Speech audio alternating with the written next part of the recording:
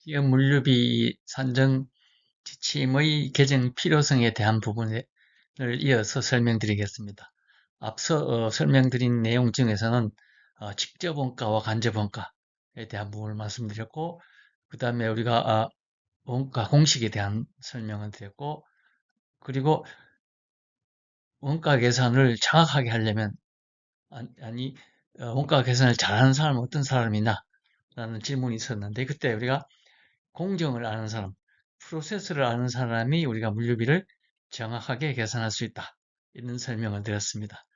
이런 내용들을 토대로 해서 지금 기업 물류비 이 산정 지침이 있는데 이 부분에 대한 어떤 개정이랄까 좀 변경이 필요하지 않느냐 하는 부분에 대해서 조금 언급하고자 합니다. 자, 우리가 기업 물류비 이 산정 지침을 보면은 뭐 1조 목적, 2조 정의 뭐 이렇게 나오는데 이제 3조에 보시면은 적용 대상 및 범위가 나옵니다.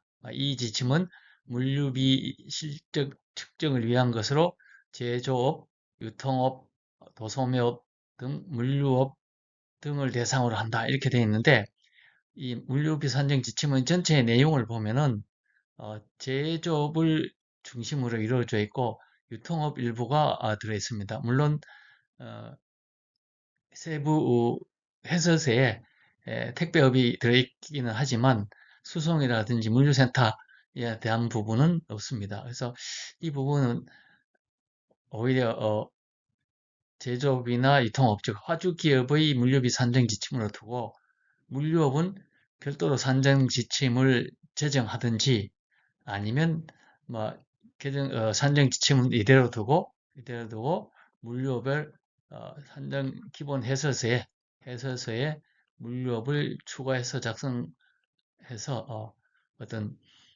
전체적인 그 산정 지침의 어떤 그 균형을 맞추는 게 필요하다. 자, 이 부분은 어떻게 보면은 이 하주업을 기준으로 되어 있기 때문에 국토부 지침이라기보다는 뭐 산업자원부죠. 제조업과 유통업을 기준으로 한 지침에 가깝기 때문에 물류업을 추가해 작성한 것이 필요할 걸로 보입니다. 자, 제4조 구성에 보면은 이 지침은 원가 회계 방식에 의하여 별도 원가 자료로부터 물류비를 계산하는 일반 기준과 재무회계 방식에 따라서 회계 장부와 재무제표로부터 물류비를 추산하는 간이 기준으로 구성한다. 이렇게 되어 있는데 일반 기준의 경우 물류비 실태조사는 어떤 물류비를 운송비와 보관비로 구분하고 관리하도록 하고 있는 미국의 물류비 관리 지침이라든지 일본의 로지스틱 시스템 옆에 물류비 실태조사 같이 어떤 기능별 분류를 보다 단순하게 하는 것도 하나의 방법이지 않느냐 하는 생각이 들고 앞서 강의에서 특강에서 말씀드린 것처럼 이 물류비를 정확하게 계산을 하려면 프로세스를 알아야 되기 때문에 프로세스를 모르면은 물류비 계산이 어렵죠. 그래서 이 간이 기준으로 구성을 한다고 하는데 이 간이 기준으로 물류비를 산출하더라도 다시 프로세스를 정리를 해야 되기 때문에 오히려 더 복잡해지고 그죠? 어떻게 보면 일반 기준이나 별 차이가 없는 형태가 됩니다. 그래서 이 부분은 좀 수정할 필요가 있지 않느냐 생각이 들고 5조 적용 기준에 보면 이 지침의 적용 기준과 물류비 계산 범위는 다음과 같다. 그래서 뭐 1항 이 지침을 적용받는 기업의 매출 규모, 매출액 대비 물류비 비중, 물류비 변동 등을 고려하여 제4조에 따른 일반 기준과 간이 기준을 선택하여 적용할 수 있다. 이 지침에 따라서 물류비 계산 범위는 국내에서 발생하는 물류비로 제한한다. 이렇게 했는데 어, 이 물류비 계산 범위 자체는 국외까지 다 계산해야 되겠죠. 그리고 그 실제 기업의 물류비 산출을 통한 개선이라든지 합리화를 위해서는 전체적으로 실태를 파악하는 게 필요하고 단지 그 5조의 한 항목을 더 플러스해서 물류비 실태 조사는 국내에서 발생하는 물류비로 제한한다. 이렇게 하는 게 더 조금 합리적이지 않느냐.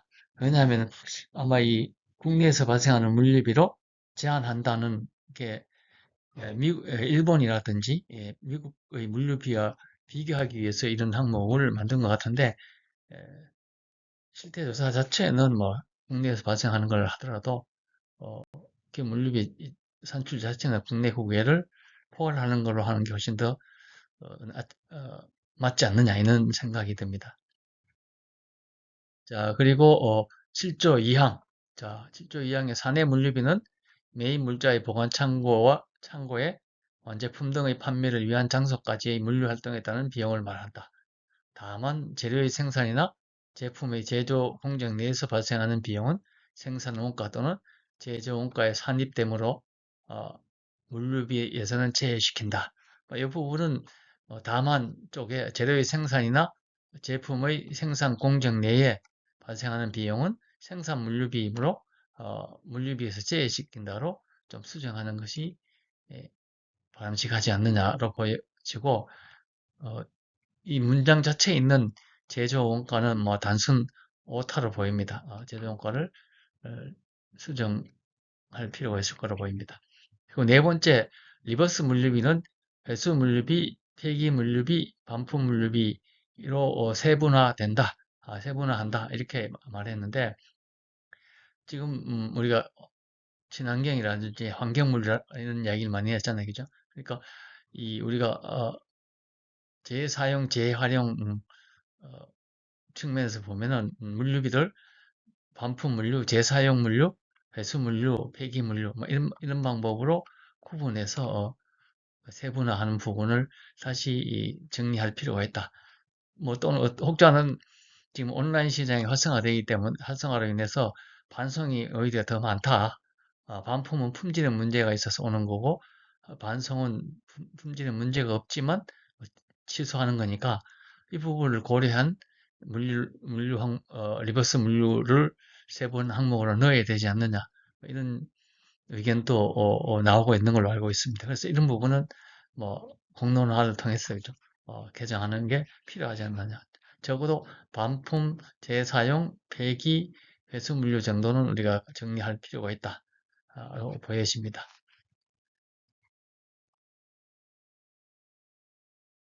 자, 그리고 18조 물류비 인식 기준을 보시면 물류비는 원칙적으로 기업 회계 기준 또는 원가 계산 준칙에서 일반적으로 채택하고 있는 발생 기준을 준거하거나 시설 부담이자와 재고 부담이자에 대해서는 기회 원가의 개념을 적용한다. 그래서 이 인식 기준에 기회 원가의 적용을 한다 했는데 기회 원가 적용률이 없습니다. 이거를 뭐 몇 프로를 할 건지 기업 자체적으로 해야 될 건지 이런 부분에 좀 연구해서 실제로는 어, 기준을 제시해 주는 것이 필요하지 않겠느냐 이렇게 보고 있고 자 구조 물류비 계산 방법이 있는데 1항의 1호에 보면 비정상적인 물류비는 계산에서 제외한다. 근데 이제 비정상적인 물류비가 뭐냐? 뭐 이런 항목에 대해서는 언급이었는데 예를 들면 우리가 비원가 항목 이런 게 있어요. 그죠? 비용은 발생했지만 뭐 제품 생산과 직접적으로 연관되지 않거나 비정상적으로 발생한 부분은 비원가 항목으로 처리해서 원가 계산 시 제외한다는 제조업체에는 기준이 있는데 이런 부분을 원용해서 우리가 그 기본 해설서에 명시하거나 제시해 줌으로써 그 물류비를 산출하는 담당자를 관리하는 담당자로 하여금 정확하게 인지를 할 수 있도록 해주는 것이 좋지 않겠느냐 이렇게 생각합니다. 자, 구조 2항 3호에 보면은 제7조 제5항 제1호의 시설 부담이자와 재고 부담이자는 별도의 자산 명세서와 재고 명세서 등의 객관화된 자료와 건의 있는 기관에서 발표되는 이자율 등을 고려해서 계산한다. 이렇게 기술을 하고 있는데 이 부분을 보면은 여기에서도 이자율을 어떤 것인지를 알 수가 없어요. 그죠? 가중평균 이자율을 하는 건지 시중 평균 시중은행 평균 이자율인지 뭐 이런 부분에 대한 명시가 좀 필요하지 않겠느냐. 자, 가중평균 차익 이자율을 사용하여 계산한다. 아니면 시중 평균 금리를 적용한다든지, 그죠? 뭐 이렇게 하는 것이 좀 필요하지 않겠느냐 하는 의견이고, 그 다음에 이제 10조의 뭐 물류비 계산서에 보면은 어, 일반 기준을 적용해서 뭐 별지 1호 서식, 그죠? 별지 1호 서식에 따라서 계산한다 이렇게 되는데, 이 별지 1호 서식이 뭐 잘 만들어져 있긴 하지만 단기 실적과 정기 실적 비교 작성한다든지 이런 것들을 조금 단순화할 필요가 있지 않느냐. 좀 복잡하다는 의견이 많은데 이 부분을 좀 단순화할 수 있는 방법을 찾는 것이 필요할 걸로 보입니다. 그래서 단기업은 필요에 따라서 운송비를 수송비와 배송비로 구분하지 않을 수 있고 위탁 물류비는 기능별 영역별로 구분하지 않을 수 있다. 이렇게 되어 있는데 이 정기 단기 실적 비교 표를 작성하는 기업이 제가 보면 현실적으로 크게 많지 않은 것 같아요. 그죠? 그래서 이거를 좀 더 합리적으로, 물론 뭐, 해설서에는 저, 원하면 할 수 있다. 어떻게 보면 이렇게 되어 있는데, 그, 그렇게 하지 말고 실제적으로 활용할 수 있는 어떤 형태를, 어, 형태를 만들어서 제시하는 게 필요하지 않겠느냐는 의견이고, 우리가 또 이 제3절이 물류비 계산의 간이 기준인데, 뭐, 지난 시간에 이야기했지만, 이 간이 기준이 그 물류비 계산을 정확하게 한다는 것은 프로세스를 알아야 되기 때문에 이 재무제표를 점표가 발생하는데 이 발생한 점표를 다루는 사람이 프로세스를 이해하는 사람이 현실적으로 별로 없어요. 그러다 보니까 실제로 간이 기준을 적용하려고 하면 일반 기준하고 거의 유사한 어떤 단계를 밟아서 분류를 해야 되기 때문에 뭐 일반 기준이나 간이 기준이나 거의 뭐 소요되는 시간이 큰 차가 차이가 나지 않기 때문에 이는 간이 기준에 대한 적용 방법을 프로세스와 절차를 구분해서 제시해 줄 필요가 있다. 그래서 중소기업이나 중견기업이 어떤 그 제시된 간이 기준을 가지고 물류비를 계산하면 쉽게 할 수 있는 어떤 그런 방법을 제시해야 되지 않겠냐는 생각을 하고 있습니다. 그런 방법들은 뭐 여러 가지가 있을 수 있지만, 어쨌든, 뭐, 접근하는 방법은 나중에 시간 있으면, 다시, 예, 한 6월, 7월 쯤에, 예, 제시할 수 있도록 한번 해보겠습니다. 자, 그리고 13점 물류비 계산 방법. 물류비 계산 방법은 제조 원가 이게 이제 간이 기준이죠, 그죠? 제조 원가 명세서 및 손익 계산서의 계정 과목별로 물류비에 해당하는 금액을 추계해서 계산한다 이렇게 되어 있는데 앞서 3조 설명드릴 때처럼 이 물류비 산정 지침은 유통업을 거의 제조업을 기준으로 되어 있다 그랬죠, 그죠? 그래서 물류업을 기준으로 하지 않았다는 게 그만 표시하는 게 금방 우리가 알 수 있는 게 물류업에는 실은 제조 원가 명세서가 없죠, 그죠? 그래서 여기 이것만 보더라도 별도의 기본 해설서에 추가하든지 아니면 그 물류업을 위한 어떤 물류비 산정 지침이 필요하지 않느냐는 의견입니다. 자, 그래서 지금 이야기한 어, 제조업 회계 처리와 물류업 회계 처리의 경우를 뭐 간단하게 또 뭐 업체마다 또 다를 수 있지만 어, 보시면은 재료비 같은 경우에는 자 원재료 뭐 제조업 원재료 부재료인데 물류업에는 실은 그 재료비 해당이 없죠, 그죠? 원재료 개념은 없죠. 노무비는 인건비, 직접 노무비, 간접 노무비, 그죠? 저, 그래서 물류업에는 운송, 배송, 인력 급여는 운송비로 처리하고, 창고 관리 인건비는 보관비로 처리한다, 그죠? 그리고 본사 관리직 인건비는 뭐 판매비와 관리비로 처리한다든지, 자, 감가상각비는 공장 기계 설비 상각비는 제조업의 경우 제조원가에 반영을 하고, 일반 건물 차량 감가상각비는 판매 관리비에 반영하고 있다, 그죠? 근데 물류업에서는 운송 차량 선박, 항공기 감가상각비는 운송비에 반영하고 창고 감가상각비는 보관비에 반영한다든지 이렇게 각 비용 항목별로 그죠? 비용 항목별로 제조업과 물류업의 처리 기준이 다르기 때문에 또 이 별도의 어떤 기준이 좀 필요한 것을 우리가 알 수가 있습니다. 자, 제조업은 원가 중심, 즉 재료비, 노무비, 제조 경비 중심으로 회계 처리를 하고 생산 과정에서 비용을 인식하고 제품이 판매될 때 매출 원가로 이제 반영이 됩니다. 자, 물류업은 서비스를 중심으로, 즉 운송비, 보관, 유리비, 서비스 중심으로 회계 처리를 하고 운송, 보관, 배송과 관련된 비용을 직접 비용으로 반영하는 경우가 많습니다. 특히 이제 감가상각비, 연료비, 인건비, 임차료 등의 어떤 비용 계정과 전표 입력 방식이 다르게 적용됩니다. 자, 별지 1호를 보면은 우리가 재고 부담 이자는 보관비에만 포함됨. 우리가 별지 1호에 대한 내용입니다. 그래서 기말 기준 자가 및 영업 창고에 보관된 원자재, 부품, 제품 재고량 곱하기 시중 금리율을 한다. 이렇게 되어 있는데, 기업 물류비 산정 지침 기본 해서서에 보면은 어, 재고 부담 이자는 평균 재고 곱하기 가중 평균 이자율 적용 이렇게 해놨어요. 그죠? 그러니까 이 지침하고 해서서하고 뭐 이런 어, 차이 나는 부분 여기 기준이 예를 들면 이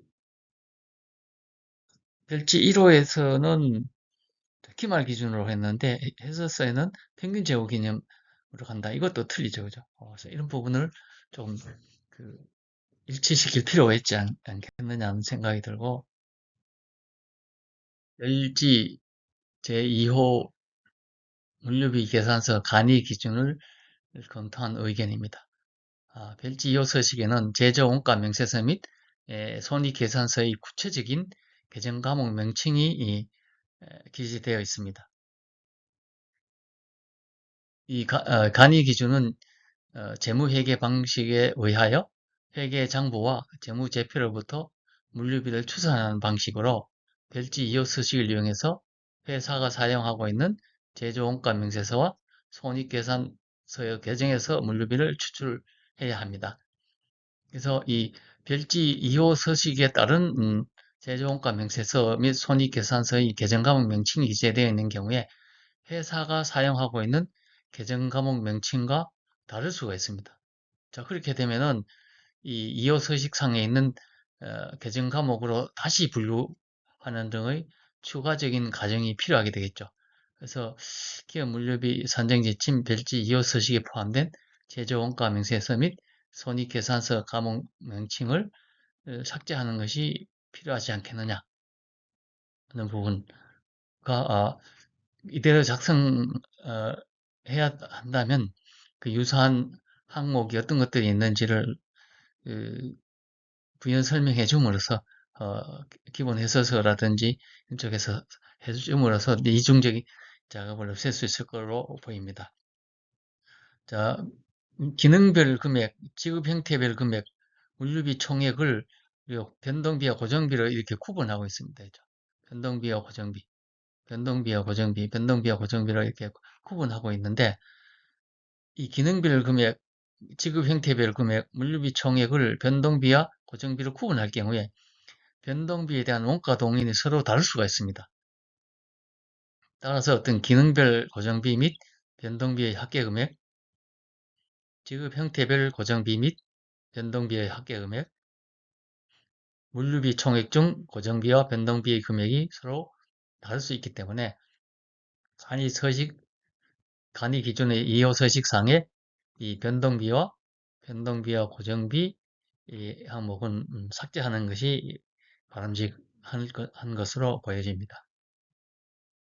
물류비 산출 양식 아닙니다. 지불 물류비와 자가 물류비로 구분하고 운송, 보관, 포장, 하역, 물류 관리 뭐 이렇게 해서 작성을 했고 특이한 점은 뭐 우리가 이제 추정 물류비, 우리가 특히 이제 조달 물류비 할 때 추정 물류비를 플러스 시킨 점하고 어, CO2 배출량을 계산할 수 있도록 하는 칸을 추가한 점입니다. 또한 이제 재고 비용은 평균 재고 금액의 가중 평균 이자율을 계산하자는 의견을 담았습니다. 그래서 물론 이산화탄소 배출량에 대한 배경 설명은 제외되어 있습니다만 어떤 물류비 산출 양식의 하나의 안으로 어, 제시된 걸 제가 여기에서 설명드리고 있습니다. 이상으로 그 물류비 산정의 이해와 어, 물류비 산정 지침의 개정 필요성에 대한 특강을 마치겠습니다. 수고하셨습니다. 감사합니다.